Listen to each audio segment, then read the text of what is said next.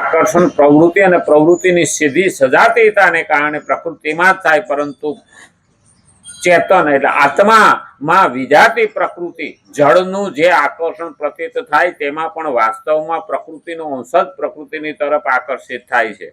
કરવાની અને ભોગવવાની ક્રિયા પ્રકૃતિમાં જ થાય, પુરુષમાં એટલે કે આત્મામાં નહીં. આત્મા તો સદા નિર્વિકાર, નિત્ય, અચલ તથા એક રસ. આત્મામાં કઈ નથી થતું, એ થાય છે શું? ઇન્દ્રિયો. અને એટલે જ કીધું છે કે હું એને મારું માની બેઠો છું. આ મારું માની બેઠો ને એટલે નડે, કારણ કે એ તો જડ પદાર્થ છે ને. તો બધા આ બધી વસ્તુ જતી રહેવાની, જે જતી રહેવાની છે બધી વસ્તુ જળ પદાર્થમાં આવે, એને પ્રકૃતિમાં આપી દી છે. એમાંથી જ ઉત્પન્ન થયું ને એમાં વિલીન થઈ જવાનું. તો શું કીધું? આત્મા સદા નિર્વિકાર, નિત્ય છે. નિત્યનો અર્થ શું છે? આપણે અત્યારે દેહ છે ને તો પણ છે, નહીં હોય ને દેહ તો પણ રહે છે. અને દેહ નતો ને ત્યારે પણ હતો. આત્મા તો હતો, એ તો મુસાફર છે. અહીંયા આવ્યો, આ ટેસ્ટને રોકાણો, અહીંથી બીજા ટેસ્ટને જવાનું. મુસાફિર હું યારો, કારણ કે આ ક્યાંય રોકાતો નથી, અને કોઈ બાંધી શકતું નથી, આને કોઈ મારી શકતું નથી, આને કોઈ બાળી શકતું નથી. આત્મા અમર છે, પણ આ દેહને જેટલા જેટલા અમર માગવા બેઠા ને એટલાને કોઈને વરદાન મળ્યું નથી. રાવણે પણ અમર પદું માંગ્યું હતું ને હિરણ્યકશ્યપે પણ અમર પદું માંગ્યું હતું, થયું નહીં. બધું માગી લે ને તો પણ ભગવાન કે તારા આત્મા અમર છે એનું ધ્યાન રાખ ને, બીજું નહીં. પણ આપણે આત્માને અમર સ્વીકારતા નથી, અને આ દેહને અમર કરવા સ્વીકારીએ. આ દેહ રહેવો જોઈએ, હું અહીંયા છું બરાબર છે. અરે ભીષ્મ પિતાની દશા કેવી થઈ? એને તો ઈચ્છા મૃત્યુનું વરદાન હતું.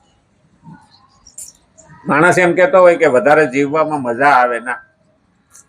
એક રાજાએ તો જોહ જોવડાવ્યો હતો. તો ઓલા જ્યોતિષને કીધું કુંડળી માંડો, મારી ઉંમર કેવડી કેટલી લાંબી છે. એટલે બોલા જ્યોતિષીએ જો બોલવામાં શબ્દમાં ફેર હોય. કુંડળી કાઢી, વિદ્વાન હતો પણ બોલતા આવડતું નહોતું હરખું. વિદ્વાન હતો, એને કુંડળી કાઢીને જોયું કે તમે તમારી નજર સામે હાથ પેઢી મરતા જોહો. અને રાજા ગરમ થઈ ગયું અને જેલમાં નાખો ચાલે. બીજાને બોલાવો, બીજાને બોલાય. એની કુંડળી કાઢી, એને કુંડળી હારી કાઢી. તમારી એટલી ઉંમર સરસ લાંબી છે કે હાથ પેઢી રમતા જો. ઓલા શું કીધું? હાથ પેઢી મરતા જો. આને શું કીધું? રમતા જો. અરે કે આને સોના મોરનો કવો ભરીને આપો. હવે એક જ શબ્દનો ફરક પડ્યો. હવે એ હાથ પેઢી જયારે રમતા જોવે તો 8 પેઢી સુધી જીવે કે ન જીવે? અને જીવે તો એ મરવાના કે નહીં ઓલા બધા. પણ ઓલો મૂર્ખ હતો કે એને બોલતા આવડ્યું. એટલે દરેક વસ્તુ એવી મહત્વની હોય છે, પણ આપણે ક્યાં કેવું કઈ રીતનું બોલીએ છીએ ને એ મહત્વ. અને એટલે જ કીધું છે આત્મામાં નિર્વિકાર છે, નિત્ય છે, અચલ છે. એ ચલિત થતો નથી, કારણ કે કાયમ રહેવાનો છે. એને કોઈ નાનો મોટો કરી શકતો નથી, અચલ છે. અચલ ભગવાનને પણ આપણે અચ્યુત કહીએ, અચ્યુત કહીએ. અચલનો અર્થ છે હલતું નથી. અચ્યુતનો અર્થ એ છે ખસતો નથી. આપણે આપણા શબ્દોમાં ખસી જઈએ, હા, આપણે આપણી બાધામાં ખસી જઈએ અને આપણે ચલિત થઈ જઈએ, ગમે ત્યારે ચલિત થઈ જઈએ. અચ્યુત એટલે તો આપણે એને પ્રાર્થના કરી, અચ્યુતમ કેશવમ માધવમ શ્રી રામ નારાયણમ. આપણે બોલીએ છીએ ને અચ્યુત. અચ્યુતનો અર્થ ચ્યુત, એ જગ્યાએથી ચલિત થતા નથી. એટલે તો આ સ્થાવર અને જંગમ એવો શબ્દ મિલકતમાં વાપરે છે. સ્થાવર અને જંગમ. જંગમ એટલે હરતું ફરતું, અને સ્થાવર એટલે ઉભેલું. એટલે પર્વતને પણ આપણે અચલ કહીએ છીએ. પર્વત પણ ડગતો નથી. અને એટલે કીધું છે કે નિર્વિકાર, નિત્ય, અચલ તથા એક રસ. એમાં ક્યાંય મેળ બેસતો નથી. પાણી રે પાણી તેરા રંગ કેસા, જિસમે મિલા દે લગે ઉસ જૈસા. હા, માણામાં નાખ્યો તો માણા જેવો, કૂતરામાં નાખ્યો તો કૂતરા જેવો, ગધાડામાં નાખ્યો તો ગધાડા જેવો. એક રસ છે. ક્યાં જાવું તો આપણને ખબર નથી હો. હા, અને એ આ જૂનું નથી યાદ રહેતું એમાં જ મજા. હા, નહીતર બે માણા કોઈ હપીને રહી ન શકે ઘરમાં ને ઘરમાં. હા હા, ઓલીને ખબર પડે ને કે આ કે પેલા પાછલી ગલીમાં ગધાડો હતો. આને ખબર પડે ને કે તું આગલી ગલીમાં કૂતરી હતી. ની હામ બસ ઝઘડા કરે. હા, કે જા હારા ગધાડા કે જાને કૂતરી કે. એટલે એ જૂનું લઈને બે. એટલે એ ભગવાન નથી દીધું એમાં મજા. અને આપણે જોકે જન્મીએ ને ત્યારે 6 મહિના સુધી આપણને ગયા જન્મનું યાદ રહે ક્યાં હતા. પછી હવે જયારે યાદ રહે ત્યારે આપણે બોલી ન શકતા, જીભ નથી હોતી. યાદ રહે છે પણ ત્યારે જીભ નથી હોતી. એટલે કે ગયા જન્મમાં શું હતું એ આપણે વ્યક્ત કરી શકતા નથી. પણ ઘણી વખત ગયા જન્મમાં જે ઘટનાઓ હોય ને એ યાદ આવે ને એટલે હસવું આવે. એટલે આપણે નહીં કહેતા ભગવાન આ બાળકને હસાવે છે. બાળક હુતું કાં રોવે અને કાં હસે. આનો મતલબ કે હજી ગયા જન્મનો એ હિસાબ કિતાબ હાલે છે પણ ત્યારે વ્યક્ત કરી શકતું નથી. એમાં બધા આપણે આવી ગયા હો. અને મરતી વખતે આપણો હિસાબ આખી જિંદગીનો હાલતો હોય. હા, આપણે નથી ઓલી કેસેટ આવતી ખબર, પેલા હશે ને રિવર્સ કરીએ અને પછી પહેલેથી ભજન સાંભળવું હોય ને તો એ કેસેટ રિવર્સ કરીએ અને પછી આપણે એને ચાલુ કરીએ ને એટલે પહેલેથી ભજન ચાલુ થાય. એમ આપણી કેસેટ છે ને એ છેલ્લે તો રિવર્સ કરીને ફોરવર્ડ કરે હો. આ અંતકાળે છે ને એ બધું હાલતું હોય. જ્યારથી આપણે સમજણા થયા ત્યારથી અહીં કેસેટ જે તૈયાર થયેલી છે ને એ બધી જ આપણને અંતકાળ સુધીની બધી ક્રિયાઓ ત્યારે ચાલતી હોય. એટલે બેને જેટલી જેટલી તકલીફો આવી, આઘાત આવ્યા ને એ ત્યારે ઝટકા આવે આપણને.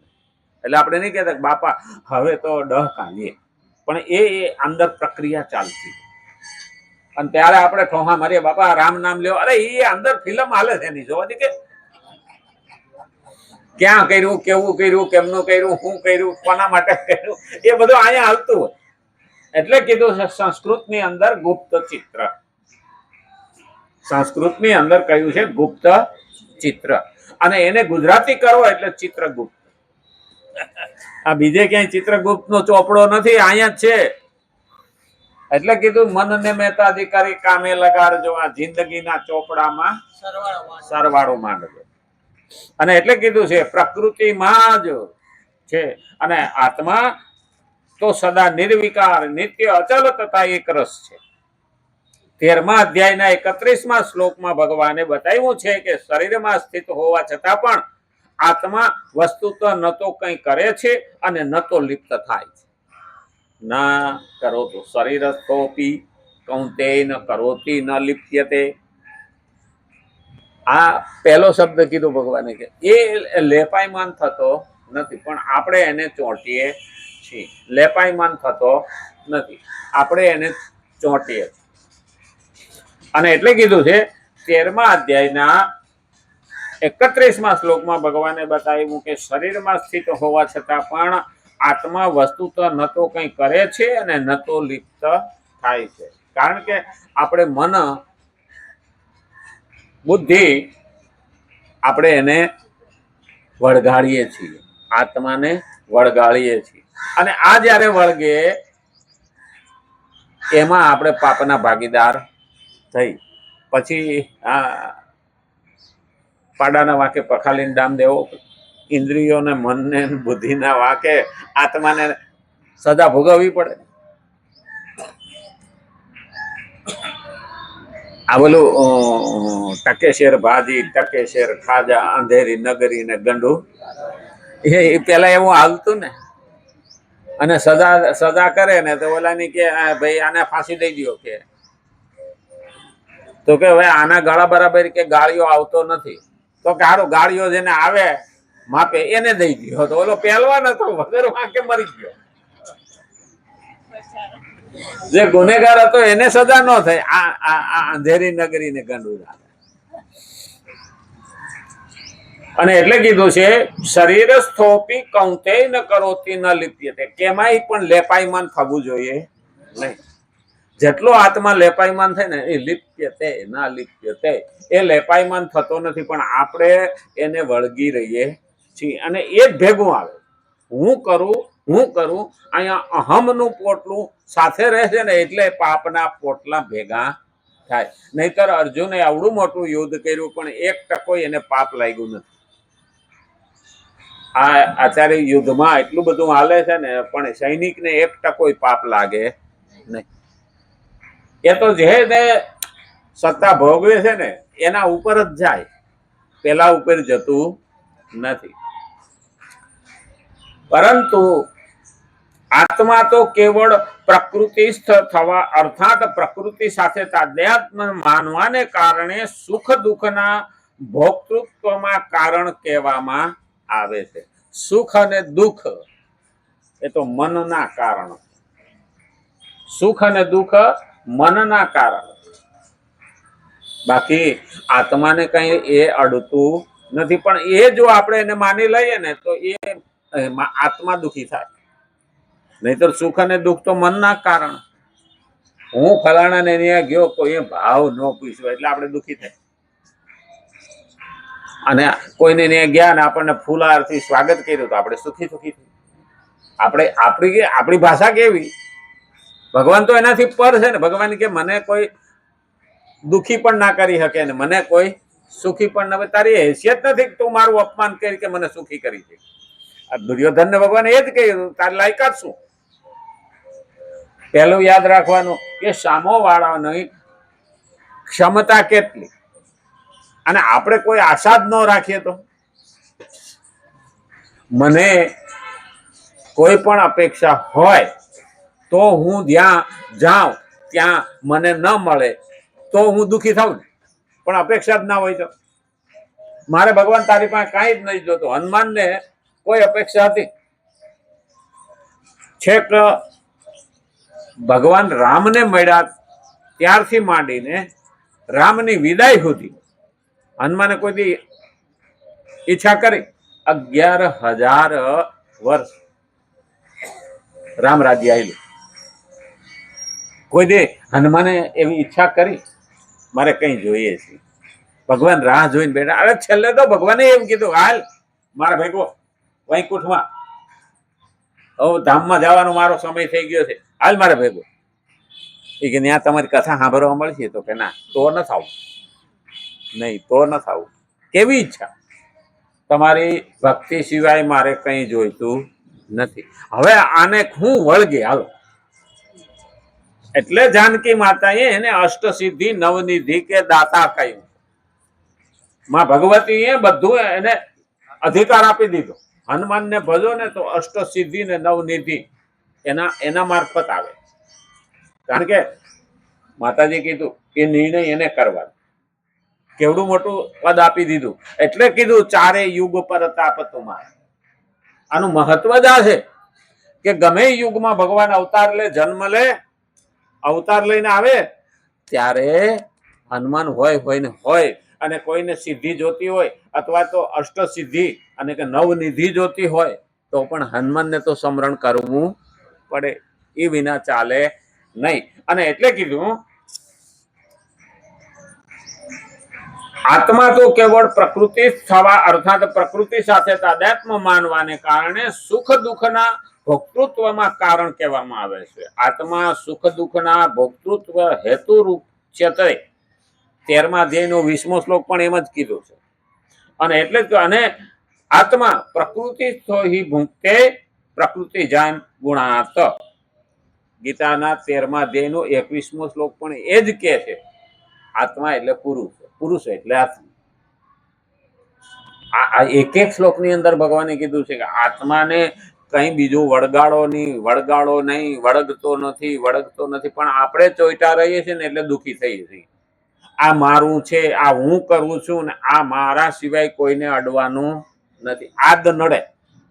અને એટલે જ કીધું છે તાત્પર્ય એ છે કે જો કે સઘળી ક્રિયાઓની સિદ્ધિ અને આકર્ષણ પ્રકૃતિમાં થાય છે. ક્રિયાઓની સિદ્ધિ અને આકર્ષણ પ્રકૃતિમાં થાય છે. હવે પ્રકૃતિથી પાત્ર ઊભું કર્યું, પ્રકૃતિથી આપણે ઊભા થયા. હવે બેયને આકર્ષણ થાય, આ મને ગમે, ઓયલું મને ગમે, ઓયલું મને. જો આપણા મનની અંદર કેવું છે,